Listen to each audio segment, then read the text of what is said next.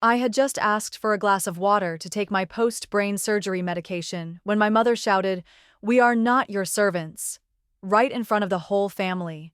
My father, Charles, didn't even look up. My younger brother, Jack, kept his head down, glued to his phone, playing games. And there I was, exhausted, in the very house I had paid for. I, the daughter who had sacrificed everything to support her parents, felt a betrayal deeper than any physical pain. They thought I would stay silent, like every time before. But then I said, "You have 72 hours to leave this house. My name is Evelyn, 32 years old, and I just quit my pottery job 2 weeks ago. Not because I'm lazy, but because I recently underwent brain surgery, and the doctor barely snatched me back from the hands of death." As I sank into the armchair in my parents' house, I asked for a glass of water, my body limp after 7 days at Swedish First Hill Medical Center. Every breath reminded me of the unhealed incision, my head spinning from the anesthesia, and my heart weighed down by the coldness seeping into every corner of the house. I needed to take my prescribed medication, my voice weaker than I expected, barely enough to utter a short sentence. But Willow, the woman I once called mother, stood silently at the kitchen door, her displeasure morphing into something cold and cruel. "I just got back from the hospital, Mom," I said, like a child pleading for a hug, only to receive silence hard as stone. Willow folded her arms. "We're not your servants." My heart sank. I looked at her, trying to find the woman who once sang me to sleep as a child, but all I saw was a stranger, her eyes dried of any motherly affection. My father, Charles, didn't even look up. He was glued to the TV screen, the sound of a TNT basketball commentary drowning out my words. My younger brother, Jack, was buried in his phone, gaming, as if I didn't exist. Willow pointed toward the kitchen. "Water's over there." "I remember the surgery was on your head, not your legs." I struggled to stand, my head swirling, the incision throbbing with every heartbeat. "Careful not to fall. We don't need any more trouble," Willow added, feigning concern. Her words stung like salt in the wounds of someone who had been making monthly mortgage payments for this house, the very home they now lived in as if it were theirs. I remembered the times I cared for Mom when she was sick, gave Dad money every time he was unemployed. Now I was a burden. Charles scoffed. "It's just brain surgery, nothing serious." They didn't know I had almost died 3 times on the operating table. The doctors had fought to keep me alive. And in that near-death moment, I dreamed of Samuel, my late husband. He whispered, "Go back. It's not time to follow me yet." I dragged myself toward the kitchen, every step tearing into my incision. Willow muttered to Charles, "She'll probably ask us to clean up her puke later." Charles chuckled dryly, "Don't give the deer a path to run." Each word rippled across the still surface, revealing who they truly were. I poured my own water, the glass shaking in my hand, the taste bitter, despite being just tap water from the familiar American-style kitchen faucet. I had paid off this 3-bedroom house, covered Jack's college tuition, funded Willow and Charles's 25th anniversary celebration. Yet now, they looked at me like a stranger. As I returned to the chair, I felt something had changed permanently in this house. Sitting down, I knew I couldn't go on like this. I had given too much, and they repaid me only with contempt. A bolt of lightning slashed the sky outside the window, as if signaling that a plan was quietly forming. The water was still bitter, but this time, I tasted a hint of satisfaction. Because I knew they were about to face the consequences. I stood up, each step heavy, and walked into the bedroom, once a sanctuary for me and Samuel. Now, it was the only refuge from my own parents. I could still hear Willow's words echoing, "We're not your servants." My heart tightened. Lying on the bed, I thought of Samuel, who never came back from that construction site accident. It was his life insurance, $420,000, that helped me buy this house, gifted to Willow and Charles in hopes they'd care for me like a real family. But they had forgotten their promise. treated me as a burden in the very home I built. Their gratitude had morphed into entitlement. I remembered when Charles lost his job at the hatchery. I paid off his debts. When Willow wanted a kitchen remodel, I gave her $12,000 without hesitation. But now, to them, I was just a walking wallet. I reached for my purse and pulled out a faded business card. Ezekiel O'Connor, Samuel's former lawyer. And at that moment, I knew what I had to do: seek justice for myself. But before I tell you what happens next, tell me, where are you watching this story from? Don't forget to leave a comment and hit like, because this story will make you rethink the word family. Monday morning, with pale autumn sunlight spilling across the porch, I picked up the phone and called Ezekiel O'Connor, the lawyer who had handled Samuel's insurance paperwork. His voice was still deep, clear, and steady, just like I remembered. I told him I needed an urgent meeting, and just a few hours later, once Willow and Charles had left for work, he arrived at the door with his worn leather briefcase, his face weathered but sharp. I invited him into the living room, once a warm nest, now just a shell. After I told him everything, Ezekiel set his case down and pulled out a file he had kept since helping me draft the house gift deed 5 years ago. As he flipped through the pages, he spoke slowly. Conditional gift deeds in Washington state allow the giver to reclaim property if the recipient behaves in a clearly unjust or ungrateful way. I held my breath. He pointed to a highlighted clause. You are still the legal owner, as long as there is clear evidence of the breach. My heart pounded. I never thought I'd have to use that clause. It had just been a precaution on paper, a just in case, when I signed believing family was the safest place. But now, black and white text was the only thing protecting me. Ezekiel emphasized, what's most important now is gathering evidence. Recordings, video, every word, every action that shows disrespect, mistreatment, or contempt. The clearer, the better. I nodded, torn inside. Part of me couldn't believe I had to do this to someone I once called mother, but another part of me was awakening. From that moment, I knew I was no longer just a victim of ingratitude. I was someone who would stand up to reclaim what's right. And I began preparing, not for a fiery confrontation, but for a quiet legal battle that would expose the true nature of those I once loved. That afternoon, I decided to begin the first test. I sat in the living room chair, hands still trembling from the new meds, and asked weakly, Mom, could I get a glass of water?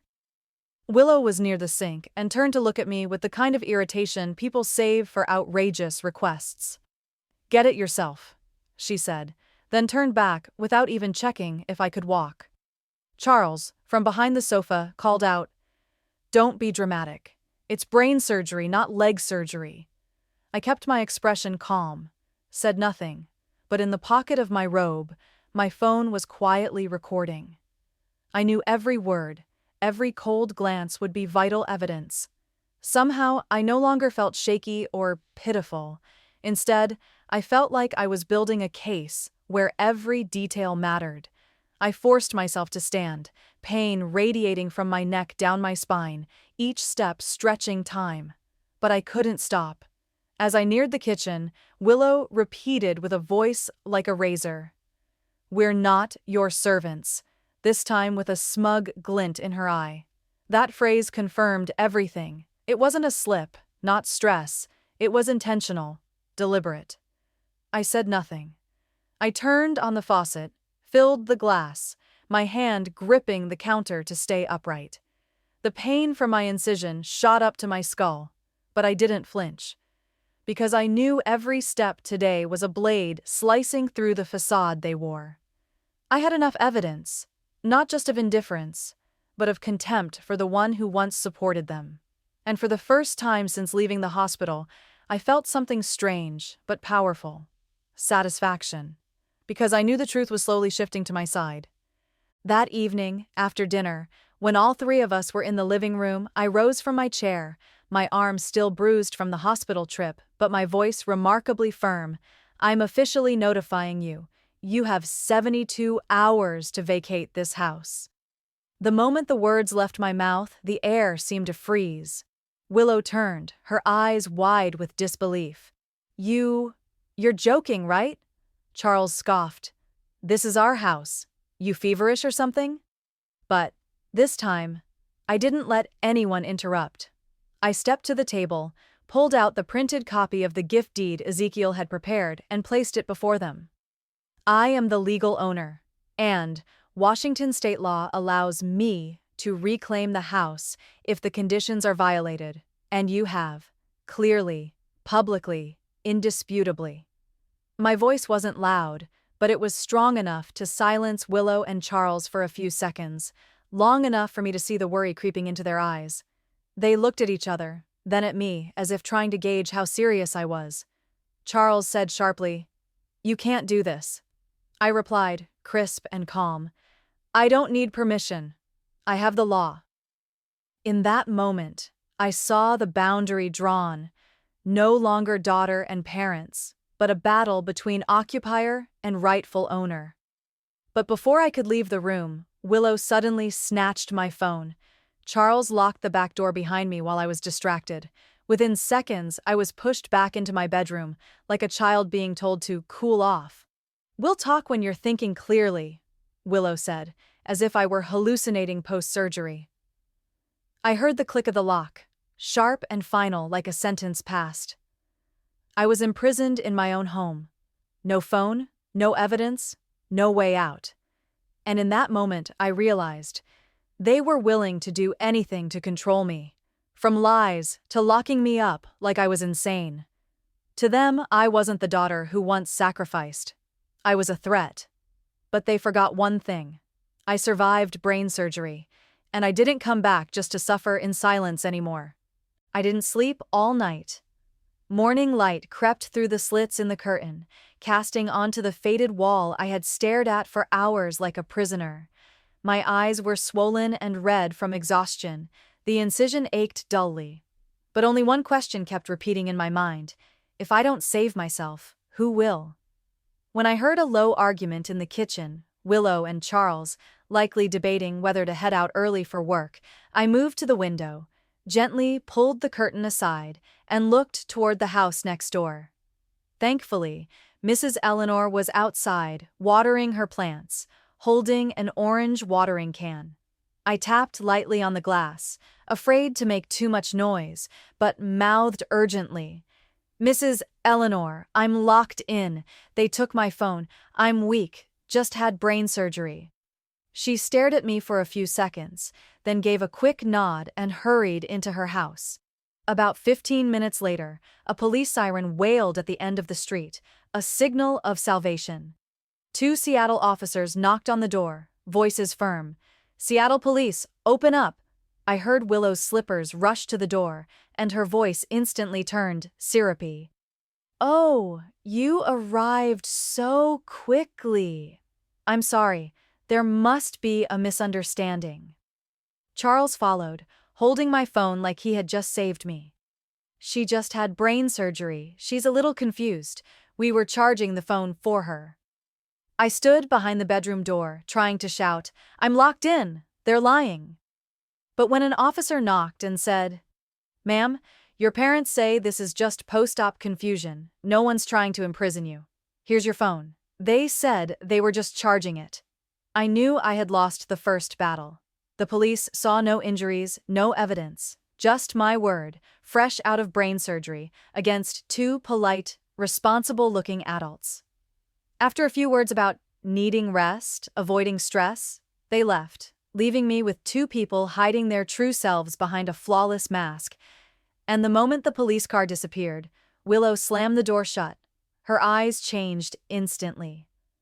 Charles came into my room, opened the door, and ransacked everything. They took back the phone, Ezekiel's business card, even the copy of the gift deed I'd hidden in the drawer. Not a single word of explanation. I had nothing left. No evidence, no phone, no one to believe me. And I understood that if I stayed one more night, it wouldn't be the incision that wore me down. It would be the rising despair. I looked out the window.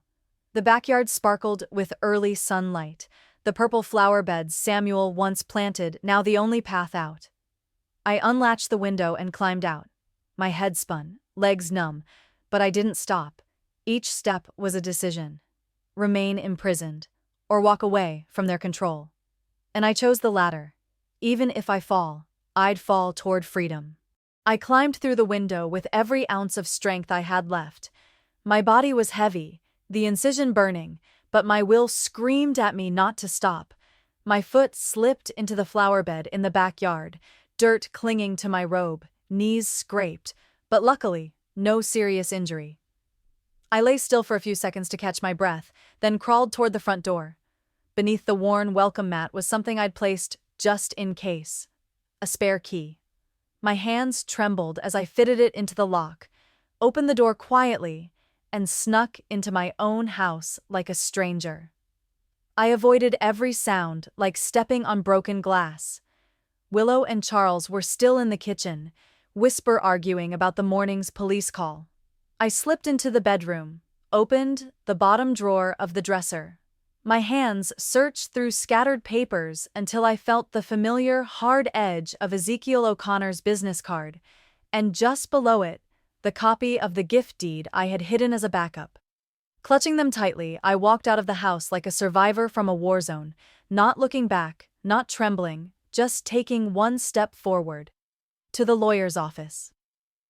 Tuesday morning traffic in Seattle was as packed as ever, but inside me was a silence. No more panic, only clarity. When I reached Ezekiel's downtown office, he opened the door himself, saw my disheveled state, and didn't ask anything. Just said, "Sit down." I told him everything. Being locked in, having my phone taken, the police arriving but unable to intervene. Their performance about anesthesia making me look delusional. Ezekiel fell silent for a moment, then slammed his hand on the desk. "This is clear control and abuse, and if you had stayed one more day, I fear they would have done worse." He opened the legal file, quickly scribbled notes on the old contract. Their behavior qualifies as egregious ingratitude under Washington law. And that means we have every legal basis to reclaim the house, fully and decisively. He looked at me, and for the first time, his gaze held more empathy than professionalism. I used to think we'd never need to invoke that clause. But today, you gave me a damn good reason to. Ezekiel opened his laptop, typing the first lines of a document titled Notice of Reclamation of Conditional Property Rights, based on the clause I had signed 5 years ago. He printed 3 copies, flipped through each page for me to sign, then stamped them with his legal office's seal. "This notice will take effect within 30 days from today," he explained, "unless they file a legitimate objection, which I doubt they're capable of." He paused, his tone more serious. "Their attempt to discredit you by blaming anesthesia is dangerous, not just offensive, but potentially considered abuse against a vulnerable adult under Washington law." I gripped the document tightly, feeling something I hadn't felt in a long time. Hope. Not the wishful kind that believed they'll change, but the solid kind, backed by law, logic, and paperwork. Just a day ago, I was locked in a room, disbelieved. Now, I walked out of a law office carrying something far stronger than any plea: justice. That afternoon, I returned to the house, calm as if nothing had happened. Willow was peeling apples in the kitchen, Charles watching a replay of last night's game. I placed the envelope on the table, voice steady and clear. "This is a notice of house reclamation. You have 72 hours to vacate." They turned to me as if I had just said something absurd.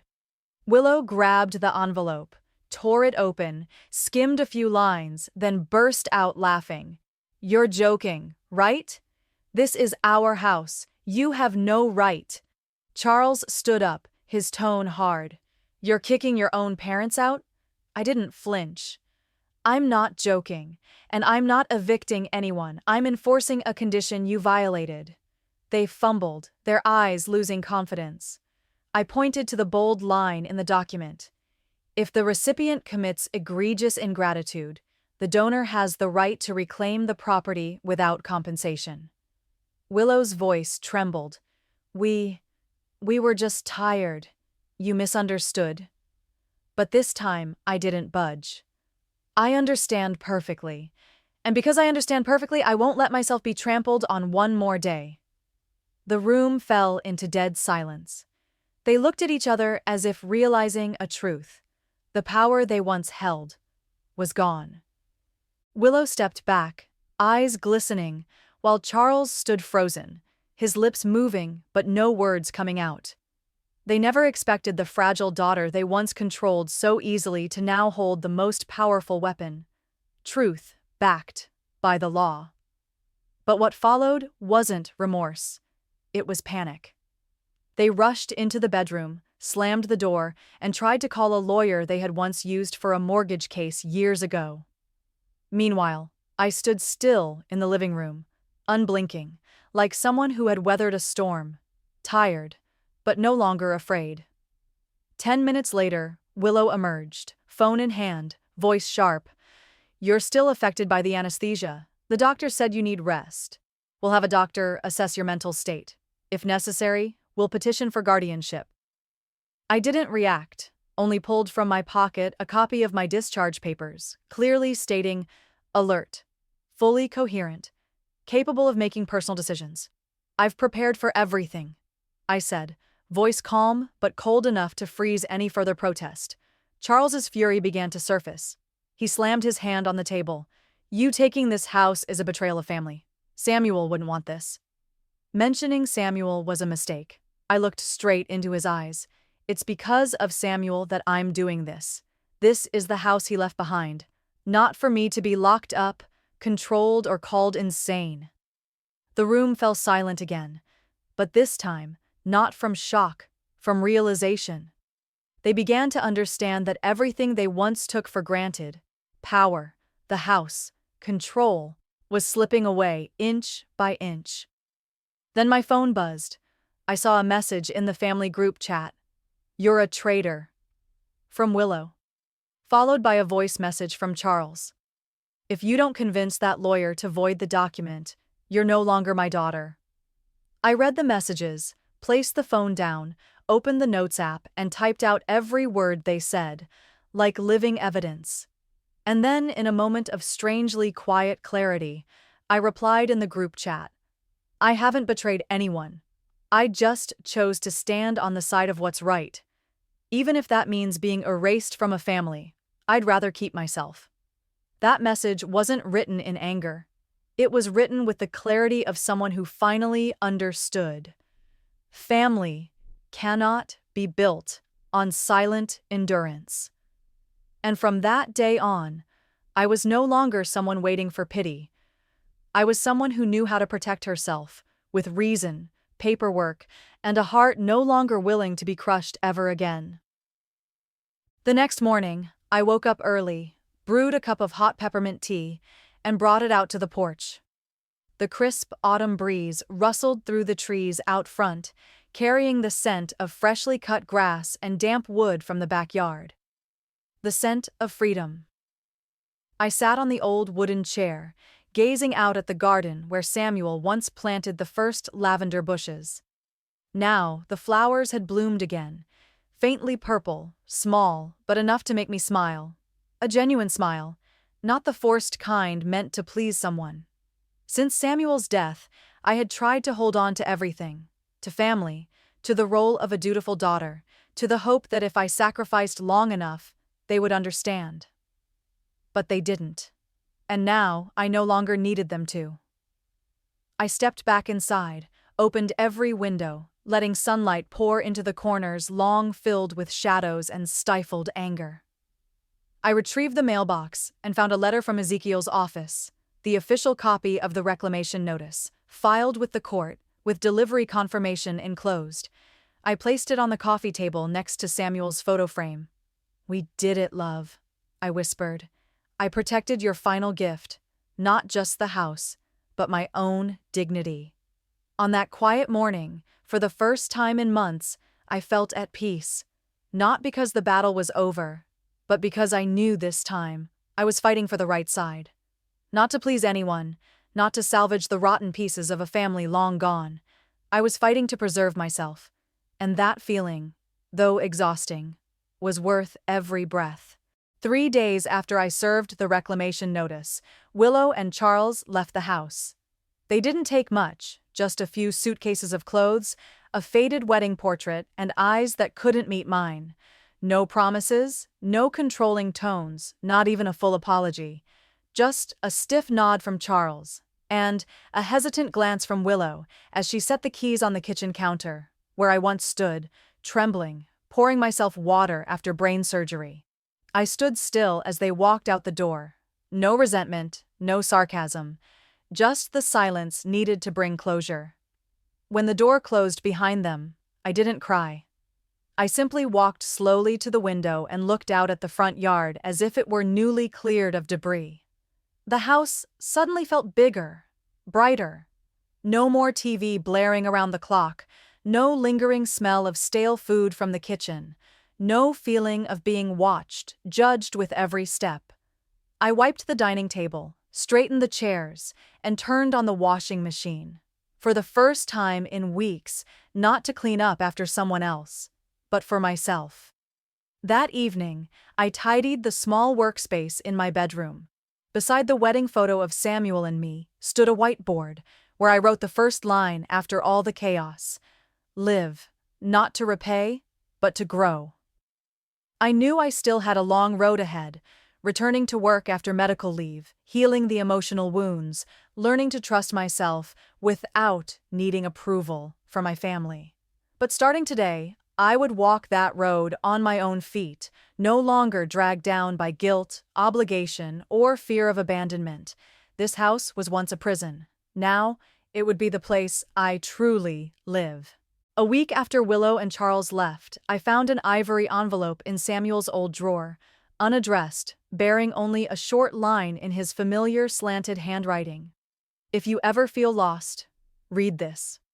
I sat down at my desk, opened it, and inside was a small sheet of paper with slightly shaky handwriting. He must have written it when he knew his illness was terminal. My love, if you're reading this, I may no longer be here. But I want you to know, you don't have to exhaust yourself holding on to anyone or anything just to call it family. You already are family, complete in how you love, how you give, how you sacrifice. But when love becomes a chain, forgiveness too must have boundaries. And walking away is sometimes the bravest thing. I clutched the paper, tears falling onto the desk, but this time they weren't heavy. They were light, like a permitted farewell. I decided to do something I hadn't considered before. I called Mrs. Eleanor and invited her over for tea. Then I invited the Grants, the elderly couple down the street Samuel once helped fix a fence for. Each brought a small pastry, an old story. No one asked about Willow or Charles. They simply sat, listened to me talk about lavender blooms, about the almond cookies Samuel used to love, and how I was thinking of planting rosemary along the back fence. A peaceful afternoon. And in that simplicity, I realized sometimes family isn't made of blood, but of those who don't look away when you're at your weakest. That night, I opened my laptop and wrote my first email to a nonprofit supporting women experiencing family-based power abuse.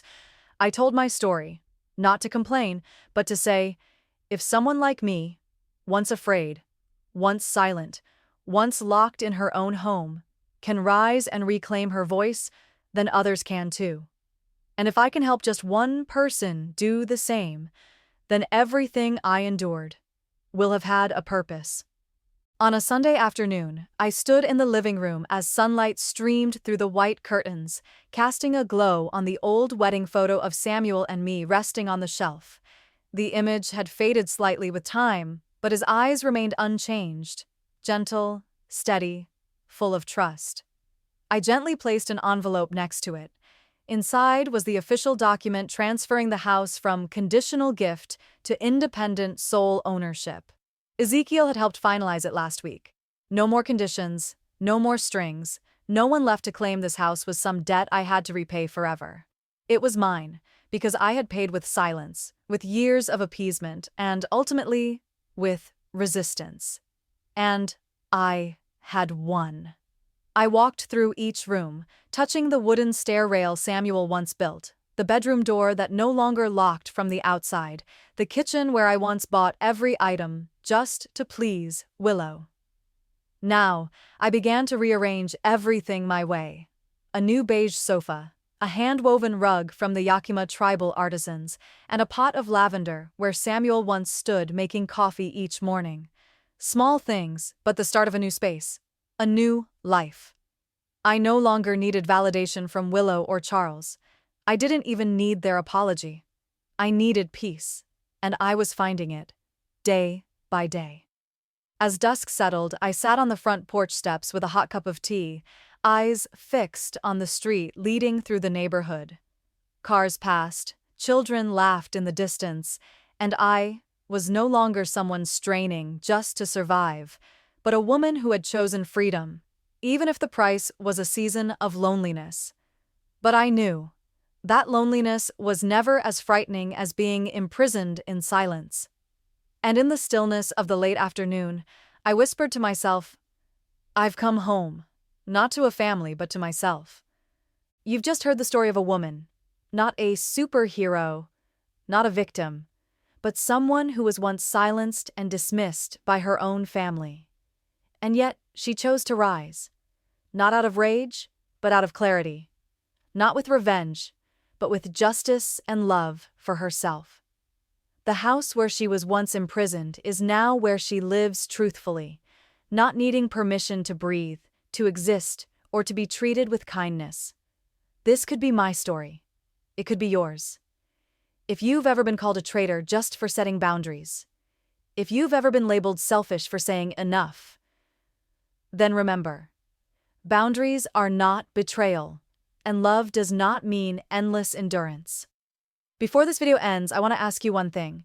Are you living in a home where you're no longer yourself? Leave a comment below. Share if you've ever been silent, and how you stepped out of it. And if this story touched you, don't forget to like, subscribe, and share it with someone who might need the reminder. You deserve to live, not in fear, but in kindness. We'll meet again in another real story. Thank you for listening until the end.